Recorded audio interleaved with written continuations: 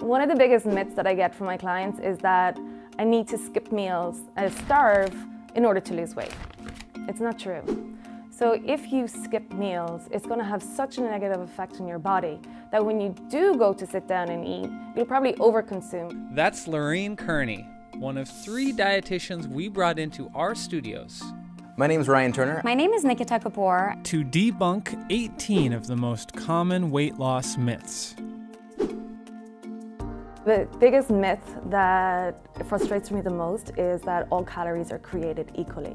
A calorie is not just a calorie. It depends on the source of your calories, whether it's coming from caloric dense foods or nutritional dense foods. Caloric dense foods would be more so our cookies, our cakes. We can have a cookie that's 100 calories, we'll eat it, it'll digest really fast, then it's going to spike our blood sugar levels where when we start to crash again, we're going to crave more sugar for that energy pick-me-up. And that can make you gain weight. On the other hand, you can have a banana, which is an example of a nutritionally dense food. I get the question a lot, do bananas make you fat? Bananas do not make you fat. Bananas are a great source of potassium, but for those 100 calories, you're also going to get the fiber and the nutrients that your body needs on that cellular level to make sure that you are healthy and that you're nourished. And you definitely need to nourish your body if you're trying to lose weight. When we are restricting calories, you are restricting the energy source of your body. You're also restricting the energy source of your brain. And if that's happening, then, very primitive protective mechanisms start to kick into place where your body senses that as a physiological threat and does start to shift your metabolic balance to burn less because it's getting less. It's kind of like that budget, right? So if you have a paycheck and you're running out of funds, you're going to conserve how much you pay till your next paycheck. Your body does the same. Your body will jump into this protective physiological, biological mechanism to reduce the amount of energy you're using, which is why it is hard for people to maintain weight. And starving yourself can also shrink your muscles. You want to make sure that you're not eating less than 70% of your overall calorie needs. If you do, that's where not only are you probably going to feel extremely hungry and it's going to take you off of any goals that you're setting, but you're probably going to start compromising your muscle mass as well, and that's where weight loss is going to be unhealthy. But while the amount of calories you consume matters, the timing might not. Timing of meals is always a big question. Everyone comes to me and they kind of smirk and they think that I'm going to give them a thumbs up when they say, I don't eat after 6 o'clock or 7 o'clock. And I say, oh, all right, do you enjoy that? And they say no. And I say, well, then maybe eating after is okay.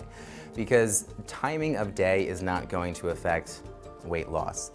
Calories are what's going to affect weight loss or body fat loss. So if you eat a bunch of additional calories and you're in calorie surplus and those are coming late at night, then that's what's causing something like weight gain. And what about eating first thing in the morning? It depends on the body and it depends on the person and their relationship with food. For a lot of people, me included, if I don't eat a meal, I usually feel like very deprived and it's like I want to make up for it later. If that happens, then that's where we can add in like a lot of calories. Personally, I'm a huge advocate of breakfast. Our body runs on fuel and food is our fuel. So if we have our breakfast, then we feel we have more sustained energy throughout the day. And if you do choose to eat breakfast, feel free to go for that 2% yogurt. Now, fat is incredibly necessary. We should not be afraid of fat. We need fat in the diet. Fat's going to be necessary for things like absorbing nutrients, like the fat-soluble nutrients like vitamin A and D and E and K. And you also need to make sure that fat, specifically cholesterol, is what's going to help produce things like your hormones. So things like estrogen, testosterone, growth hormones. So we need all those kind of things. Not only is fat healthy, but fat-free foods are often loaded with sugar or salt. So if you have a wholesome product and you're removing the fat of it, it's going to taste completely different. You probably wouldn't even like it, but what they're going to do is replace that flavor with something else. And usually it's either sodium or sugar. So with sugar, when we have like a yogurt that has the fruit at the bottom, they're going to have way more sugars than if you had like a 2% Greek yogurt. And as it turns out, fat isn't the only nutrient you can keep in your diet and still lose weight. One of the biggest myths I get about carbs is that you must omit them from your diet to lose weight, or my body doesn't digest them well and I have to omit them because I never lose weight unless I restrict myself. It's not true. And it's just not sustainable. It's almost impossible to have a no-carb diet. Fruits and vegetables are known as carbohydrates, and we must get those for their nutrients. Why carbs have a bad name? It's because of the simple carbs. The carbs that you see prepackaged that are the cookies, the cakes, the sodas, the potato chips, they're called simple carbs because the chemical structure of them is usually 1 to 2 glucose molecules put together. So when you have like a small little glucose molecule, it's easy for them to break away. But with our complex carbs, they are really long chains of carbon that usually about 18 carbon long. And then by the time that your body starts to break it down, it's going to take a while. And that's exactly what we want because it helps balance our blood sugar. And also that fiber keeps us full for longer and then also prevents us from snacking. So eat your carbs. Definitely eat your carbs and eat your bread. Bread's delicious. It's like one of my favorite things. And she has a pro tip for finding bread with more complex carbs. Read your ingredient list. With bread, it's a lot of those mass-produced breads that are in the bread aisle that are shelf-stable. They can last a month without getting mold on them. And when you look at the ingredient list, it's probably about 50 ingredients long. They're the ones we want to avoid. When you're getting bread, get the fresh bread that comes from the local bakery, which is usually around the deli counter area inside in grocery stores. Those will have maybe 4 or 5 ingredients. It'll mold after 2 days. But you can preserve it by just putting it into the freezer and take it out as you need it. And speaking of bread, what about going gluten-free to lose weight? Gluten-free for weight loss can be a huge marketing ploy. So with gluten-free, there are a lot of people that do have an intolerance to gluten, or they have celiac disease, which is where the body starts attacking itself and can deteriorate the body. But there are also people without these conditions who are looking to blame something like the gluten without checking the rest of their diet. If you are honest with yourself, recording your food, checking the ingredients, and then you eat the gluten and you feel the intolerance, then great. But a lot of people will choose to just jump in and being like, gluten's the enemy. So most of us don't need to cut out gluten or fat or carbs to lose weight. But there are some products better left on the shelf. The diet sodas are terrible with all the additives, preservatives in them, and the hidden sugars. A lot of the added sugars or the synthetic sugars that are supposed to be great because they don't release insulin, which then doesn't cause a spike in blood sugar levels. But internally, if we don't stimulate the release of insulin, those sugars, the synthetic sugars, go to the liver, build up around the liver, hinder the functioning of the liver, and then can lead to non-alcoholic fatty disease. If I'm gonna have a soda, which I have once in a blue moon, it will be the real thing. Yes, there's more sugar in it, but it's something that I don't have on a regular basis. Better yet, she says, drink water. Jazz up your water, add fruit to it. Add some mint or cucumber, lemon. Yes, it'll take a little bit for your taste buds to reset, but you're getting so many nutrients from that water, and your body requires water for it to function optimally. Water is one of the 6 nutrients that the body needs. And when we're dehydrated, it also mimics the signs of hunger. So people turn to food a lot if they're dehydrated, not realizing that they're not hungry. It's just your body saying, give me some water, I'm thirsty. And what about juice? Oh, juice cleanses. So juice cleanses are like one of my pet peeves. If you're having a juice every once in a while, great. You're still getting the antioxidants out of it. You're still getting the nutrients, but you're removing that fiber. And fiber is key for the body to support gut health. With a lot of juice cleanses, they're hella expensive, and we have this belief that they're going to be better for our bodies, or it's a cleansing effect of our body. Realistically, what's happening is that when you have those juice cleanses, they're mostly coming from like fruit sugars and then the vegetable sugars, it's a high amount of fructose in the body. When the body consumes excess fructose, it has a spasming effect of the GI tract. That can lend to the cleansing effect. So that when we are actually having a reaction to the high amounts of fructose in the body, people think it's the cleansing effect because the marketing ploys have led us to believe that way, but it's not. You would be better cleansing your body by actually eating the apple, eating the spinach, and eating all the other fruits that are in that cleanse. that would be better for you because fiber is our natural detox. What it does is it goes through the body, picks up like excess fat, metabolic waste, and help cleanse it out. But juice cleanses aren't the only diet fads that don't often work.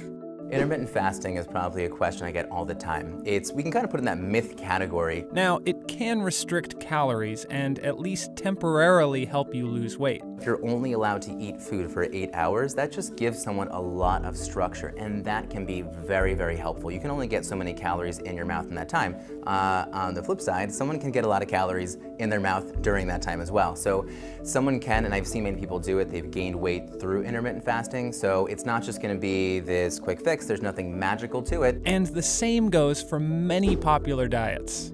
So one of the common diets right now that is gaining popularity is the ketogenic diet. So a lot of people who are doing that are just eliminating carbohydrates, which is why that's hard to sustain because your body does need carbohydrates for a reason. To be honest, there's not a lot of research that's saying that that is something that is helpful. There's maybe a lot of research in mice models, but that hasn't been transcribed into human studies. And while people have lost weight on keto, it's often not without side effects. They're eliminating whole grains and legumes, certain fruits and vegetables, and really increasing their fat intake, which although fats are important, excess of any nutrient can cause metabolic changes in your body that will impact your cardiovascular health, your physical health, your metabolic health.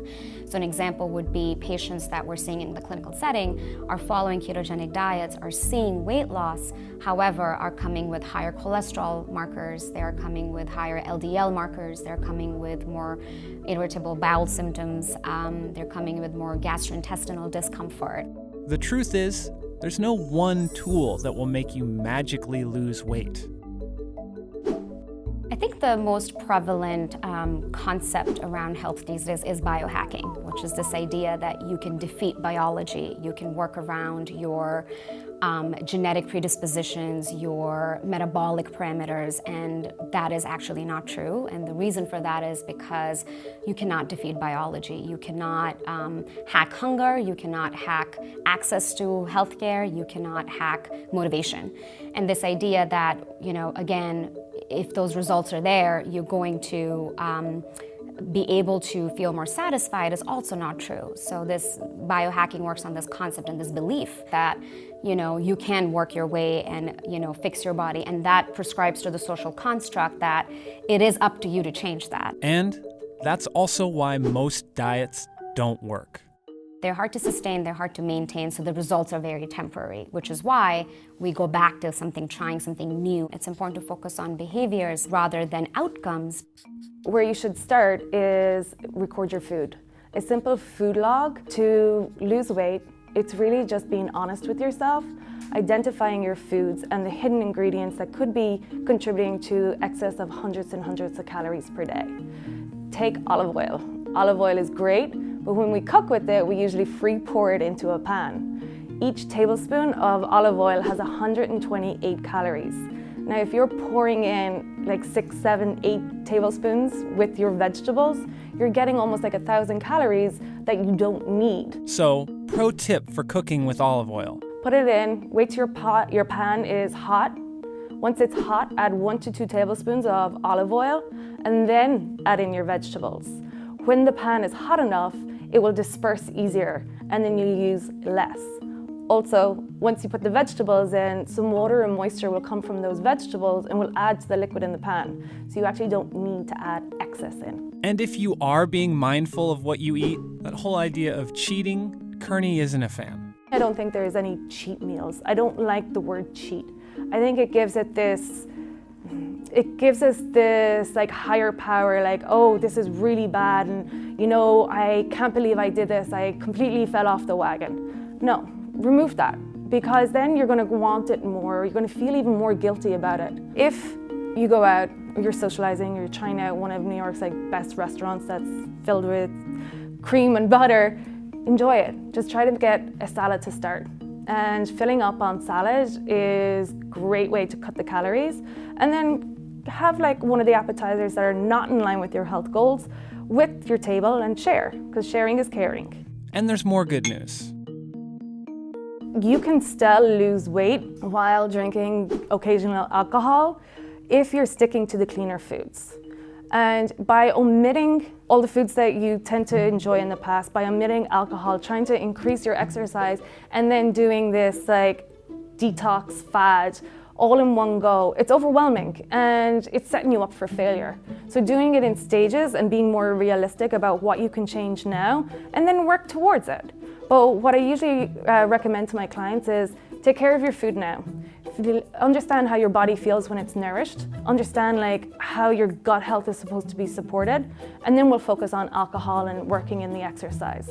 But the thing is, no matter how much we care about it, weight definitely isn't everything. I think one of the biggest myths around weight loss and weight is that overweight equals unhealthy, normal weight equals healthy, as defined by the BMI category. BMI is a very inaccurate measure of health because it is just looking at your height and weight without taking into account what your metabolic factors and parameters are, what is your physiological health, your physical health, your sleep, your mental health, your relationship to food, and I think it's very important to factor those things if you really want to define someone, as healthy. And if we're not going to look at it more holistically, I think what that does is it marginalizes people in bigger bodies. Plus, not everyone can lose weight, even if they're putting in the same effort. That's a very common myth that everybody has the same ability to lose weight, and if everybody eats the same way, they're going to look the same way, which is very untrue, and that's incorrect. And the reason for that is I think it's important to understand that someone's weight is a factor of so many different things. It is so complex, all the way from your genetic predispositions, your past, your family history, your past medical history, your relationship to food as you're growing up, because not everybody has access to food, because health is about inclusion, access, connection, joy, physiological well-being, and we have to take those factors into account.